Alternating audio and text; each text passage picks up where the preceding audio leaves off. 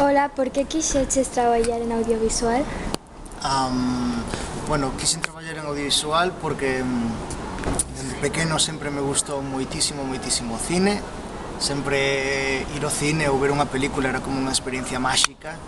Era entrar nun universo novo onde non sabes o que vai pasar, onde pode haber dragóns, pode haber naves espaciais, porque ao final gústame, bueno, iso porque me gusta e porque me gusta contar historias. Pois podería ter sido escritor ou contacontos, pero ao final decidín intentar ir polo cine, que ao final era o meu soño. Que faz en Londres?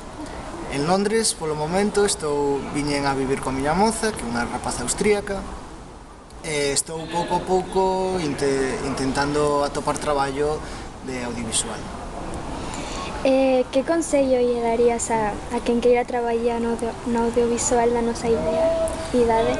Pois, o primeiro, ilusión, é dicir, ilusión no sentido de que o importante, ao final, o que está sempre por debaixo de todo, a base, é contar historias.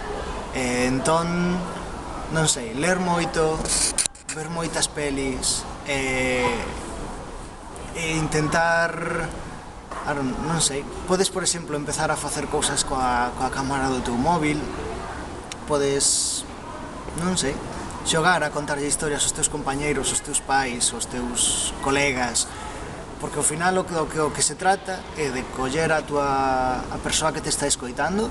Cando eu te conto unha historia, se ti me escoitas, eu te collo da man, eu te levo por un camino que ten moitas curvas, e ten altos e baixos, e ao final te deixo no final.